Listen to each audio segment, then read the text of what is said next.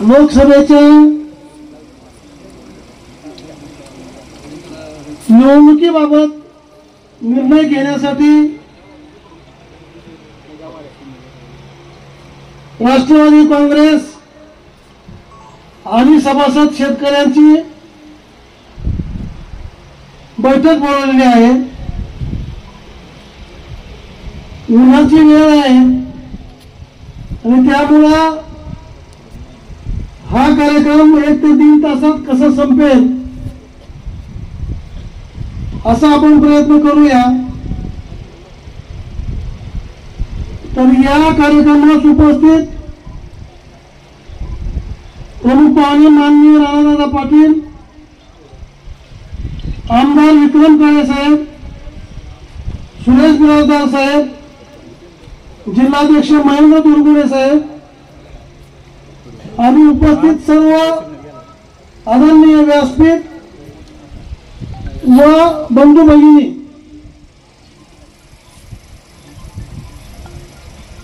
लोकसभेची निवडणूक लागल्यानंतर विरोधी पक्षाचा उमेदवार ठरलेला होता। त्याचे प्रचार यंत्रणा प्रचार दौरे चालू होते। उद्धव ठाकरेचा एक दौरा ठरला, तो कॅन्सल झाला, दुसरा दौरा झाला आणि त्यांनी 4 सभा घेतल्या आणि प्रचारामध्ये भरपूर आघाडी घेतली तरी आपला उमेदवार ठरत नव्हता। तर आपल्या राष्ट्रवादी मार्फत सुरेश बिराजदार साहेब यांच्या उमेदवारीची चर्चा चालू होती।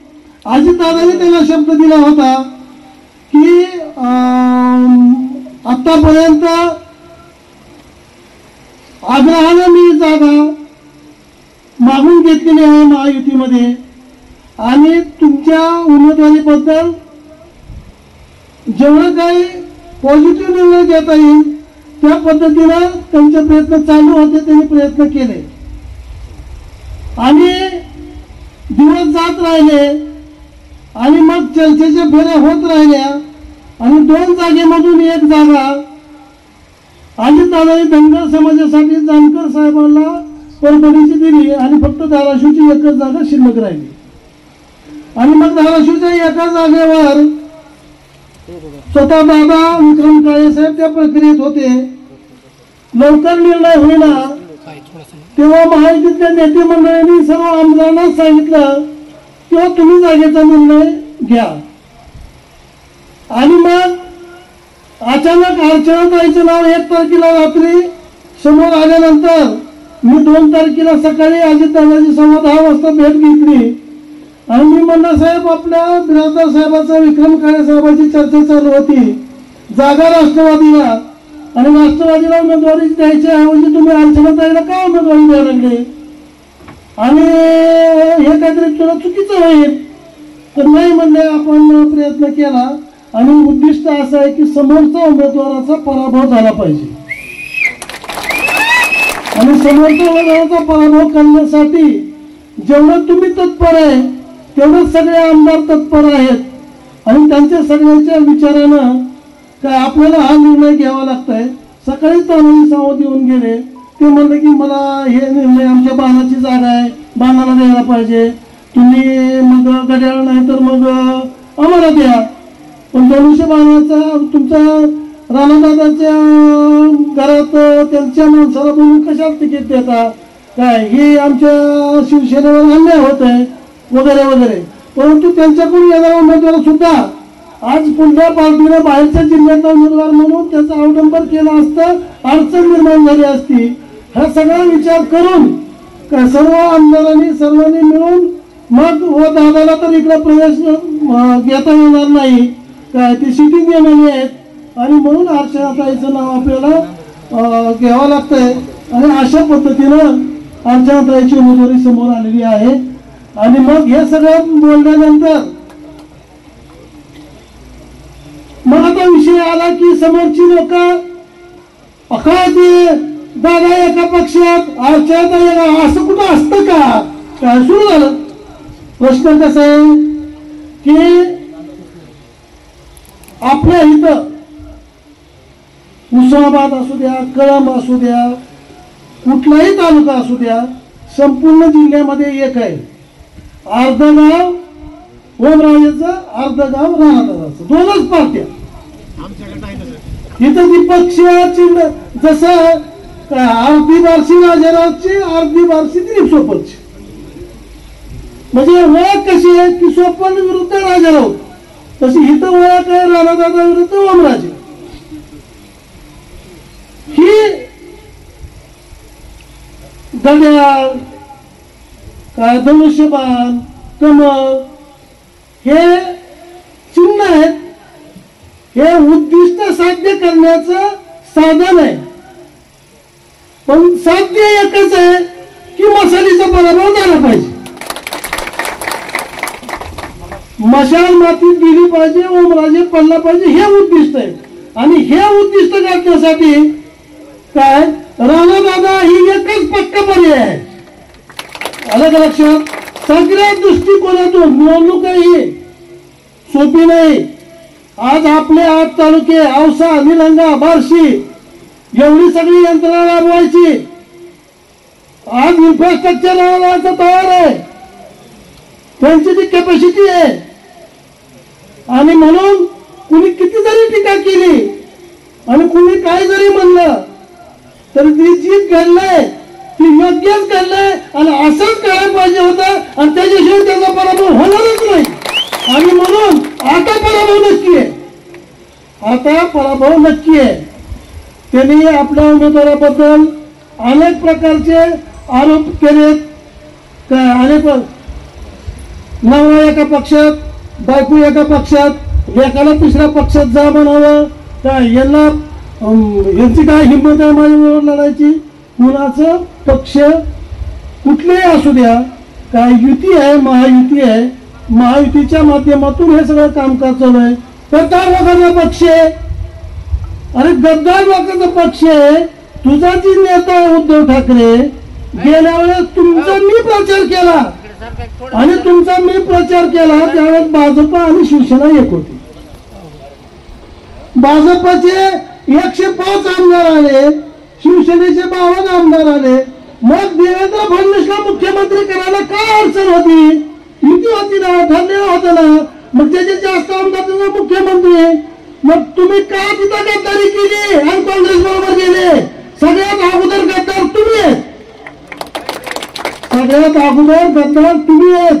आणि मग जर समजा एकनाथ शिंदेनं तुमच्या कामकाजातील ढिलाई बघून, तुम्ही कुठल्याच आमदाराच्या कामाला पडत नाही हे बघून, जर तुम्हाला सोडून फडणवीस साहेबांना म्हणजे पार्टीमध्ये गेले असतील तर त्यांची काय चूक आहे?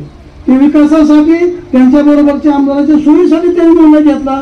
तुम्ही जसं तुम्हाला मुख्यमंत्री होण्यासाठी ज्यांच्या जीवावर निवडून आले त्यांच्याशी गद्दारी करून तिकडे गेले, तर तुम्हाला काय लोकांना गद्दार म्हणायचा अधिकार आहे? अनेक पवार असं करायला नाही पाहिजे होतं. अहो 1978 ला सगळ्याच्या अगोदर वसंतदादा बरोबर निवडून येऊन नंबर 1 ला गद्दारी यशवंत जोशी बरोबर जाऊन सरकार स्थापन केलं. शरद पवार उद्योगमंत्री असताना पाठीत खंजीर खुपसून तिकडे गेले आणि सगळ्यात अगोदर शरद पवारला गद्दारी केली. 1999 ला राजीव गांधीच्या जीवावर मुख्यमंत्री झाले आणि सोनिया गांधीला सोडून सगळ्यात अगोदर त्यांनी पक्ष फुटीला निमंत्रण दिलं. आणि आज तुम्हाला अजितदादांना नाव ठेवायचा काय अधिकार आहे? अजितदादाला तुम्ही सांगता स्टेडियमवर शपथविधीसाठी फक्त भाजपचा शपथविधी 2014 ला होतो, शिवसेना युतीत असून काही राहणार नसते. आणि त्यावेळेस तुम्ही सांगता की आपण बीजेपीला पाठिंबा देऊ, आम्ही विधानसभेत बसलो की बीजेपीला पाठिंबा नाही म्हणता. 2019 ला तुम्ही सांगता की ठीक आहे करा शपथविधी आणि दुपारी तुम्ही सांगता की नाही ती चुकीचा शपथविधी झाला. मग ते अजितदादाला वागायचं तरी कसं? आणि ह्या सगळ्या गोष्टी घडल्यानंतर मग शेवटी त्यांना विकास कामाच्या दृष्टिकोनातून त्यांना हे पटलं किंवा हे त्यांच्या लक्षात आलं, तरी इतरांना लक्षात आणून दिलं. त्यांच्या बरोबर 40 आमदार निर्णय घ्यायला आले की अजितदादांनी स्पष्टपणे सांगितलं की हे एकट्या आपल्याच्यानं हे राज्य होणे नाही. ममता बॅनर्जी जर समजा 10-15 वर्षात पुन्हा तिथं सत्तेवर एकट्याचा पक्ष आणू शकते, जयललिता एकट्याचा पक्ष आणू शकते, मग शरद पवार एकट्याचा पक्ष 40 वर्ष सत्तेवर का आणू शकत नाहीत? मग पुन्हा पुन्हा नरेंद्र मोदीच येणार असतील तर मग आपण आपल्या कार्यकर्त्याच्या आमदाराच्या मतदारसंघाच्या विकास कामाच्या उपयोगी कसं पडायचं? त्याला मोदी साहेबांकडे गेलंच पाहिजे, बीजेपीची साथ दिलीच पाहिजे आणि विकास कामाला गाठ घातली पाहिजे. आणि म्हणून अजितदादांनी निर्णय घेतला. ओमराजेला गद्दार म्हणायचं का कारण तुम्ही ती ऐकी तरी आहे का? आणि प्रश्न कुठल्याही गोष्टी बोलताना मला एक गोष्ट विचारायची की ज्या ज्या वेळेस आपण कुठल्याही गोष्टीवर विश्वास टाकला त्या वेळेस त्यानं त्याचं मी आमच्याचा फोन उचलतो आणि त्याच्या गाईला इंजेक्शनला डॉक्टरला फोन केला काय त्याचा ट्रान्सफॉर्मर ही बसवायला ही काय खासदाराची काम आहेत का? आमचं म्हणणं असं आहे की तुम्हाला निवडून दिलं तुम्ही लातूर ते बार्शी रोड काय किंवा टेंबुर्णी रोड इथं एवढे खड्डे आहेत 25,000 गाड्या वाहतात 5 वर्षात 3 रोड तुम्हाला चारपदरीकरण झालं नाही. ही खासदाराची काम आहे. आज समजा कामकाज कुठलं बी करीत असताना लोकांनी विश्वास तुमच्यावर टाकला 2006-07 साली तुम्ही राणादादावर चौफेर टीका केली. 9 लाख कोटी भरलेल्या गोडाऊन सहित तुमच्या ताब्यात लोकांनी कारखाना दिला. मग तुम्ही नीट का चालविला नाही? तुम्ही का मोडकळीस आणला? आज का भाड्याने द्यावा लागला? याचा अर्थ तुमची बरोबरच दिलेला कारखाना स्वतः चालवायची लायकी नाही. मग तुमचं स्वतःचं काम काय? स्वतःचं काम कुठलंही नसताना काम काही आता समजा मी 1300 ट्रान्सफॉर्मर बसले MSCBचे एवढा दिलं इथं आपण सोयाबीनचा कारखाना करणार. सोयाबीनच्या कारखान्याला एक्सप्रेस फिडर घेतलं. मग एक्सप्रेस फिडर घेतल्यावर ती कॉन्ट्रॅक्टर आला 2020 ची गोष्ट. म्हणलं काय की ओमराजे खासदार म्हणलं काय सगळं आमच्या पोटावर पायच द्यायला लागले. मी म्हणलं का? आम्हाला सगळ्या कॉन्ट्रॅक्टरचं त्यांनी आम्ही 9 जणात काम वाटून येत होतं जिल्ह्याचं त्याने आणून 9 रजिस्ट्रेशन त्याचेच केले आणि तिथं बसता येऊन एसी पशी आणि ही काम म्हणत ही काम म्हणत ही काम म्हणत जेवढा निधी आला तेवढा त्यालाच वाटून घेत आहे. आणि आमच्या पोरापायी कसला असला खासदार आहे नसतो. म्हणजे पैसे खायचे किती? काय निधी आणायचा 3 लाखाचं काम काय ह्यांना 4 लाखाला मिळत होतं 1 लाख शिल्लक राहत होते. त्यांना 3 लाखाचं काम 8 लाखाला तुम्ही टेंडर भरून घेतले आणि असे अनेक कामं घेतले. आणि मी एवढे ट्रान्सफॉर्मर बसवले ही काम जिल्ह्यात केलं म्हणून सांगत मिळवते. आणि ही मला कॉन्ट्रॅक्टरनं सांगितलं राजकीय माणसानं नाही. भ्रष्टाचाराची पद्धत पैसे खायची पद्धत ही कधीही अर्चनाताईला किंवा राणादादाला अशा गोष्टीचा संपर्क नाही स्पर्श नाही. काय निष्प्रह नेता की त्यांच्याबद्दल एकही अर्वाच्य भाषेत शब्द बोलणं हे चुकीचं आहे. आणि त्यानं जरी अर्वाच्य भाषेत बोलला तरी राणादादा कधीच अर्वाच्य भाषेत बोलत नाही. कधीच बोलताना तोंड जात नाही. कधीच बोलताना अपशब्द वापरत नाही. काल अर्चनाताईला 35 मिनिटं भाषण करण्यात केलं. अगदी मुद्दे सूद त्यांनी जिल्हा परिषद असताना किती कामं केली त्यांनी कधीही टक्केवारी घेतली नाही. आज त्यांचे जिल्हा परिषद अध्यक्ष होते बिगर टक्केवारीचं काम केलं नाही. परंतु अर्चनाताईनं जी काही कामं केली काय त्या कामाचं त्यांनी सांगितलं. प्रत्येक पक्षाच्या बद्दल त्यांनी सगळी माहिती दिली. आज ह्या सगळ्या गोष्टीमध्ये रेल्वेचं काम असू द्या काय आपल्या जिल्ह्यातलं कुठलंही विधायक काम असू द्या. समजा दादा आहे 300-400 कोटी रुपये विम्याचे यायचे. मग त्यांनी कोर्ट कचेऱ्या केल्या त्यांनी नियम नियमावली केली त्यांनी वाटाघाटी केल्या त्यांनी मंत्र्याकडे गेले त्यांनी सगळं केलं त्यांनी कोर्टात गेले त्यांनी 30 लाख 40 लाख 50 लाख खर्च स्वतःचे केले की शेतकऱ्याला विमा मिळाला पाहिजे. आणि ह्याने नुसतं उठायचं की उपोषणाला बसायचं वारे नौटंकी बिगर भांडवली धंदा हा नाटक करतो काय शेतकऱ्याला मिळालं पाहिजे उपोषण.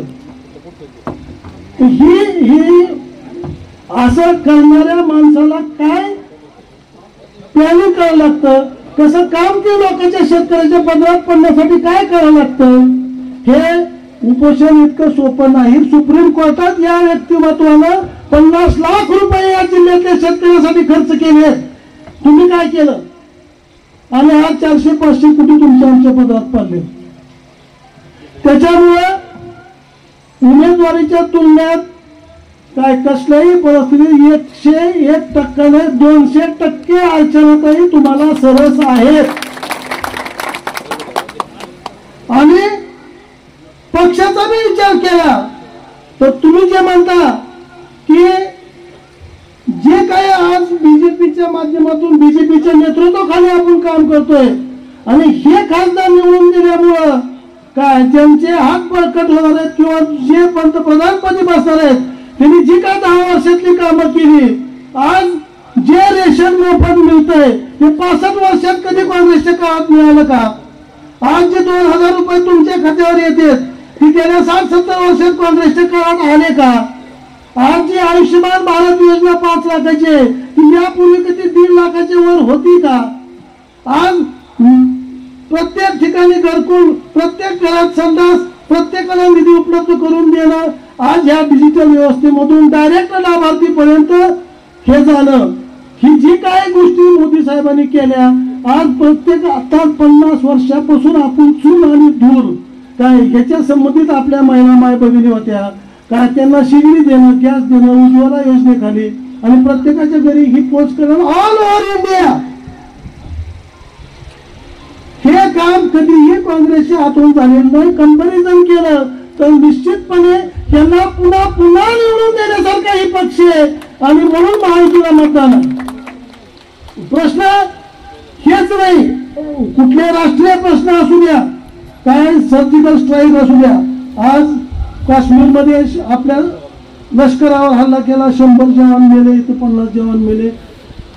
त्यांनी 100 मारले तर त्यांनी रातोरात मोदी साहेबांनी सर्जिकल स्ट्राईक करून तिथं हेलिकॉप्टर उतरून पद्धतशीर त्यांनी 400 मारले आणि सगळ्या जगाला धक्का बसला की याला म्हणतात माणूस. आणि 2019 ची निवडणूक फुल मेजॉरिटीनं आली. आज एवढा जटिल प्रश्न 50 वर्षापासून राम मंदिरचं जी अटल बिहारी वाजपेयीला राम मंदिर पूर्ण करणं जमलं नाही आणि हेही मुस्लिम बांधवाशी मतभेद न होऊ देता, कुठलाही गोंधळ दंगल न होऊ देता आज तिथं राम मंदिरातली मूर्ती प्रतिष्ठापित केली. संपूर्ण जग अवाक होऊन बघत होतं या घटनेला. भारतातील सर्व मान्यवर हजर होते आणि अशा पद्धतीनं कुठलंही काम कार्यान्वित करणं, एवढा मोठा दुनियादारीचा कोरोना, सगळ्यात अगोदर सगळ्यात लवकर व्हॅक्सिनवर लक्ष त्यांचं. जिथं व्हॅक्सिन तयार होतं तिथं स्वतः पंतप्रधान जाऊन बसले. लवकर करा, माणसं वाचली पाहिजे. तर अशा पद्धतीच्या नेतृत्वाला मदत करणं हे तुमचं आमचं कर्तव्य आहे आणि त्याच्यासाठी अर्चनाताईला मतदान देणं हे तुमचं आमचं कर्तव्य आहे. तिथल्या लेवलला नाही, इथं फुसुक मी असान मी तसान तू कसन काय तुझं काय कशातच काय नाही उगाचच काय. प्रश्न कसा आहे की कुठलं तरी विधायक काम, कुठलं तरी काय निर्माण करायला यायला पाहिजे. ज्यांनी निर्माण केलं त्याला नावं ठेवणं आणि स्वतः नावं ठेवायचं सोपं आहे, हो करायचं सोपं नाही.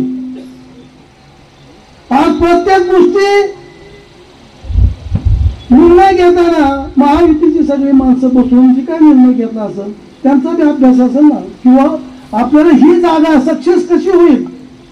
आज बार्शीचे आमदार राजा राऊत असू द्या, उमरगेला गेल्यावर आपला रवी सर असू द्या, सुरेश बिराजदार साहेब असू द्या, बसवराज पाटील असू द्या, चौगुले साहेब असू द्या, शिवाजी चालुक्याचं घर असू द्या, सगळ्याच अर्चनाताई ह्याच्याकडे हाय कोण